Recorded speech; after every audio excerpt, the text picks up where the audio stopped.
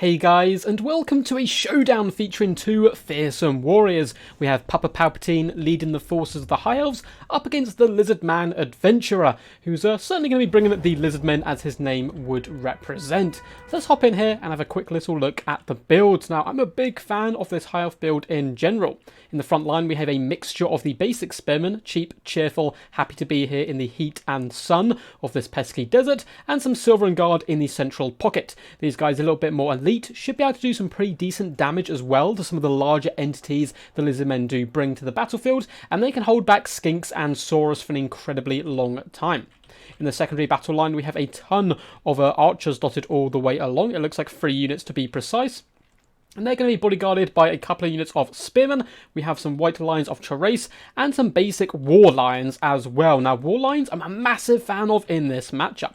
One of those pesky units to deal with in the forces of the Lizardmen roster is the chameleon skinks. But war lions certainly have the pace to catch them, and they come in with the lion pelt, gives them a little bit of that missile resistance. If we look down here, 20% is certainly no joke, and will allow them to run over those pesky chameleon boys. So all around, a really fun build. I like the cheap and cheerful archers because they're going to be combined here with the Archmage of Metal. This is certainly not a new tactic, but one which works very effectively up against these slow-moving Lizardmen. And it is Plague of Rust. You drop Plague of Rust, especially Overcast, which is minus 60 armor, and then you obliterate those targets with the archers. We also have a Final Transmutation, Arcane Conduit, and Book of Hoeth, and of course she is going to be riding dirty on top of a Moon Dragon. One of the most underrated monsters in the game. I really think Moon Dragons are fantastic and sometimes better value for money than Star Dragons. Their breath attack actually does better up against ground troops, units, cavalry, and so forth, whereas the Star Dragon is better at taking out single entities with its breath attack. We have double Illyrian archers as well to do a little bit of poke in the front lines,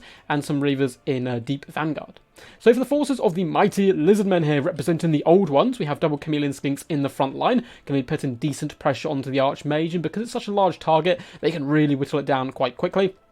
And then we have a front line of cheap and cheerful Skinky boys, with some cohort of Sotek on this right-hand side, and then it's Skink cohorts and Red Crested Skinks into the sunset. So no Saurus warriors, breaks my Lizardman heart as I'm a huge fan of the chunky Saurus warriors in the main battle line, but going for more of a swarm effort, which will work very well up against the archer backline of the High Elves. We have some Cold One Spear Riders, it looks like 1 unit on either flank, as well as double Feral Stegodons. Now, Feral Stegodons are monsters in this matchup. They can push through that front line and shut down the ranged core very quickly. They're cheap terror causers with pretty hefty armor. They are going to be supported by a Saurus Old Blood leading the battle today. No Horn of Kygor, surprisingly, but Amulet of Itzel, as well as Stand Your Ground, will make him a very tanky combatant all round. And where's the spellcaster? It looks like he's hiding up the bum of a Feral Stegodon at the moment. Coming in with the Manticore Summon and Wyson's Wild Form, something we don't see terribly often at all, but two very fun builds, and it looks like both of them are going to be rushing to take the hill, with the High Elves actually pulling back after that initial burst of speed. The mage taking a little bit of poke damage here, so she did get breath attack off quite quickly on the chameleon skinks, doing some nice damage, but at the same time is taking a considerable amount of damage in return, so perhaps not the best trade there or use of the breath attack, but still getting away relatively unharmed. Good targeting as well by the Illyrian Reaver archers here, doing really good damage onto those red crested skinks. Now, red crested skinks only have 30 armor and no shields, so they are a good target all around. Looks like the mage is just going to be peeling off to the left-hand side, trying to escape those pesky blowpipes of the chameleon skinks, which will be a consistent threat throughout the course of the battle. You can see Skinks are starting to wrap around in pairs to try and push into this back line, but good defensive repositioning by the High Elf player here, and these War Lions can also just dart in here and delete some of these Skink cohorts very, very quickly, so they've got to be a little bit careful. Looks like here's Microne over here instead, though, once again focus down those red crested Skinks, but this is the problem. Feral Stegodon is going to charge into the back line and just run over some of these archers in clouds of blood, and fantastic micro here by the Lizardmen, squeezing through these pockets and gaps in the build to shut down the archers. Not so much on this left-hand side, although it looks like once again you can see him redeploying his formation to sneak through the battle lines, which is really impressive stuff. And these archers are in big trouble. However, there are some war lions who can try to come back and compete, and in the centre, these archers have been online a little while longer. Looks like a Plague of Rust is also going to be coming down, allowing these archers to do some really glorious damage, and these ones point-blank range as well. Feral Stegodon taking a beating, but in come the Skink cohorts to put pressure on the archers and try and push them wide as possible.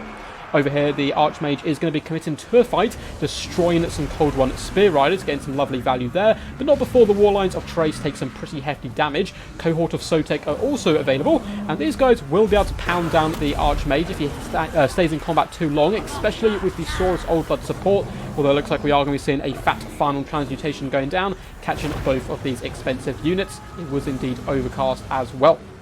So it looks like some of the archers have been dealt with for now, but a combination of White Lines of Trace as well as a Leon Reavers going into glorious hand-to-hand combat has managed to rescue some on this left-hand side. Over on the right, you can see the Warlines slowly nipping at the heels and dragging down at this Feral Stegodon. Cold-Blooded is keeping him a little bit alive and active for now, and he is supported as well by some Skinks, but eventually he will get dragged down here, I fear. Alien Reavers do go toe-to-toe with Cold One Spear Riders, and yeah, that went as pretty much as expected. Cold One Spear Riders ripping them limb from limb with savage ferocity. So in come the coat of Sotek. These guys are unbreakable and incredibly sticky all round because of that. They can also refuse to die, and they're trying to dart that back here and catch these archers where possible. Ferromanticore also doing a fantastic job, up to 26 kills, but he should be dissipating relatively soon. Illyrian Reaver's been used very aggressively here, cycle charging into the front line, trying to break the back of these Skink cohorts who are really struggling to pull down the Silveren Guard, who are going to be an absolute nightmare for the Lizardmen player with his current build. Red-Crested Skinks doing slightly better over here, doing some decent damage to the Silveren Guard, and it looks like the Lizardmen are actually going to take a book out of the High Elf tactics there, and they're going to be hammering home in the front line to try and break the formation. The Silveren Guard are getting poisoned, and the Saurus Old Blood is going to be coming in for a bit of a feast, and boom! Drops the base and splatters Elves left, right, and centre. Silveren Guard do have an anti-large bonus, of course, so perhaps they'll be able to come in here and do some decent damage. Looks like that Feral Stegodon's still alive in the distance, but is rampaging, and the second one is pretty much full health at this point. Going to be pushing in after the Archmage, although a Plague of Rust shall be popped down upon him, and that's going to allow the Leon Reaver archers to certainly punch above their pay grade, as well as these triple archers do some massive damage to the Feral Stegodon. Beautiful play as well. Whipping in the Archmage, it's risky, he's low health, but if you can pin in and hold back that Feral Stegodon, the archers will simply rinse him with that Plague of Rust active. Looks like he does force his way into the back line. Good play by the Lizardmen, but he is currently rampaged, and yeah, going to be a little bit out of control, although the Feral Manticore is coming in for some lovely rear attacks. If the Feral Stegodon could hold and pin in the Archmage, perhaps there is hope to drag him down, but it looks like the Stegodon has just about given up. Archmage should be able to get back up into the sky once more. Saurus Old Blood is floating now along the front line, just bouncing to and forth, trying to drag down as many high health units as possible. Chameleon Skinks have been pushed a little bit wide and back to their own deployment zone. If I was the Lizardmen player, I'd take them off far at will at this point. Actually, maybe finish off the war lines, but then take them off far at will and save all that ammunition for the Archmage, as that's going to be their best option to bring her down, because she simply doesn't need to land anymore at this point and can still get good value from her spells.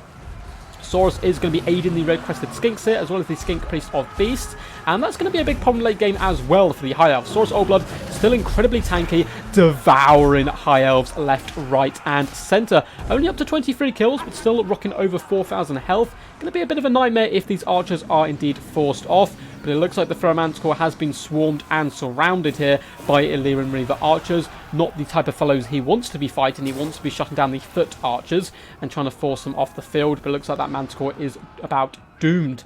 Feral Stegodon has been exhausted here and completely shattered from the field. Is the second one still alive? It looks like he's unfortunately disappeared somewhere.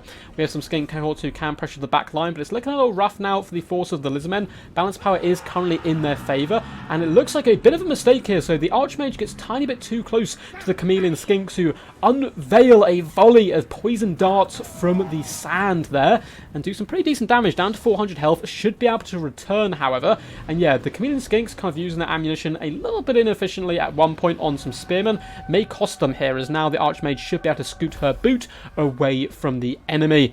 And Pog of however is going to be popped as well to try and allow her to get a little bit more winds of magic. Now the High Elves have centered their forces, and they're going to be able to protect the archers relatively well. There's not too much left on the Lizardmen force. If we have a little look around the map, that can come in and pressure this back line, although they have done a fantastic job, the Lizardmen, I must admit, of pushing into that back line and shutting down the archers for a consistent amount of time, but at the same time the High Elves were able to respond to that and really kind of counter-punch back. Codron Spearrides shall now be feasting, but these guys down to 10 models and wavering already, but they're going to be flinging archers all around the place, and it looks like the Archmage as well is going to be shattered by the mere presence of such a mighty warrior as the Saurus Oldblood, and she's going to be fleeing for the hills. Chameleon Skinks are running low on ammunition at this point, and Codron Spearrides have been dealt with by a lovely charge from the Illyrian Reavers. And it looks like one unit of archers, though, is routing for the hills. The other one is wavering. If the Saurus Oldblood can just ignore the front line or circumvent them and pop into the back line, shut down the archers, perhaps there is still hope. But 52 white lines as well as 51 Silver and Guard is going to be scary stuff. But you can never count out a big terror-causing monster, especially one as glorious as this. Now, you may be able to hear my Lizardmen bias just a tiny bit, but they're the coolest faction. Look at them, dinosaurs riding dinosaurs, but in a absolute sea of elves at this point. More regimented spearmen coming to the front line, which is going to be some scary stuff. Saurus Oldblood, though, has popped the Amulet of Itzel, been saving it till the late game here, and for a really key moment, going to allow him to tank a few more of those archer shots as well, although it looks like the High Elves actually kind of decided to sit back and chill for the moment, perhaps waiting for the Amulet of Itzel to kind of degrade and fall off this Saurus Oldblood, and it now has disappeared, so the archers are going to do a glorious crossfire here, making sure they're not too close to each other, so the Saurus Oldblood can't shut down two units at one go, but he does come over here, and I think this is the right target. Attack the archers close to the board edge. These guys are simply going to flee and be terrified now, and there's no way they're going to be able to rally in time. But a couple of rows of Silver and Guard and Spearmen have lined up here ready to take the charge from the Saurus. Well, it looks like he may be more than happy actually just to kind of scoot his boot round the outside and come after these archers instead. It looks like Wysam's Wild Form has been popped on him, increasing his armour and base weapon damage. A spell I wish we saw more of actually. I think it's quite good. We don't get to see it terribly often. Illyrian Reavers have been used so well today by the High Elves. Really aggressive play of them, running over Chameleon Skinks and forcing them back. They're going to be able to chase this last unit as well, which will leave the Saurus Oldblood fighting by himself and up against some foes who are relatively decent up against him. Looks like he's going to float over here, perhaps in an attempt to save those guys. But he's staying on his feet, consistently moving around the battle, not staying in any one location for too long, which is really good play. He's a big, terrifying monster. You want to bounce around, get as much money as you can from that charge bonus, and also try and rescue your little skink bros if it is indeed possible. But easier said than done with the Illyrian Reavers, who can simply dance away, laugh manically before cycle charging in once more. Wyson Wild Form once again popped that skink priest, just about coming back long enough before he is shattered by some archers. That is a horrible way to go. And the Saurus Oldblood with Stand Your Ground propped maybe wants to actually fight the big blob and try to terror out them, I think, at this point, especially with all the buffs popped on him.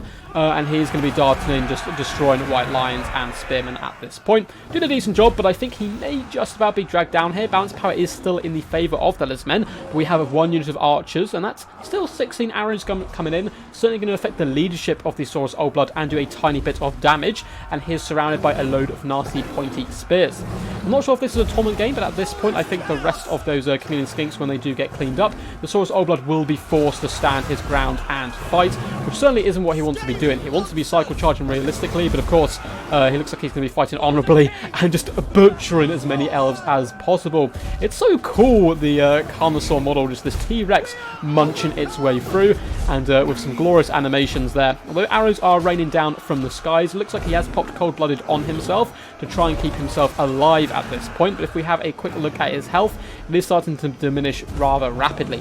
Down to 1,500 health. 91 kills is pretty good stuff, but some Illyrian Reavers have started to engage, not wanting to be left out by these rest of the forces, and the leadership is holding relatively well for the Saurus Oldblood. If we can get a big terror out in here, you can see a lot of the spearmen starting to get pretty low on leadership, as well as the Illyrian Reavers being terror routed here. Perhaps there is hope yet, as the Saurus roars one more time victoriously, and a few of these units are terror routing, but it doesn't look like he's going to be able to hold himself, as Cold-Blooded does indeed wear off. The Saurus Oldblood has been dealt with. A crazy close game. Massive shout out to Papa Palpatine and the Lizardman adventure, which was really cool game all round. Hope you guys enjoyed. If you did, feel free to give the video a big old thumbs up and subscribe for more Total War Warhammer content. We drop videos every single day.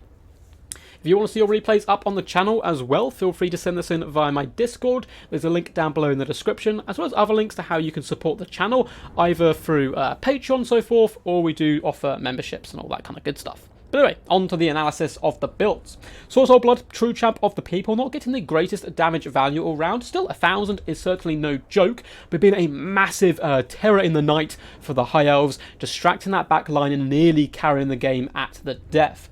Really good Feral Stegodon play as well. These guys are relatively cheap for big dinos, not as cheap as the Feral Bastillodon, but you do get a bit more bang for your buck with the Stegodons as well, being slightly more powerful, and some glorious micro with those skinks, changing from a wide formation into a more kind of column formation to squeeze through the gaps in the High Elf line and put huge pressure on to those archers. Luckily though for Papa Palpatine, he had a build relatively comfortable with, people pressure in the back line. That's because he had the white lines of trace and aggressive play with the Reavers to shut down those skinks, buy time for the archers to fall back and reset up their battle lines behind wave after wave of spear wall, and then again they could slowly rain down fire and drag down the enemy monsters. And as you can see, very good damage value across the board from those bad boys and great damage dealt. Big fan of the Lyran Reaver Archer play. I think these guys were real MVPs. They were all over the battlefield doing absolutely massive work. And the Moondragon, a unit all round, even just the basic Moondragon, but especially Archmages on the Moondragon, is hugely underrated in my opinion. You see everyone bringing Star Dragons, but the Moondragon certainly can punch a huge weight and a huge hole in the enemy battle line. That breath attack just destroys elite infantry. If we'd seen any Temple Guard or Saurus here, she would have put them to the flame. But of course, not the greatest kind of army for her to face, I suppose, without too many elite troops, but still managed to butcher one unit of Cold One Spear Riders and help her deal with those chameleon skinks all round. Anyway guys, until next time, peace, and as always, stay awesome.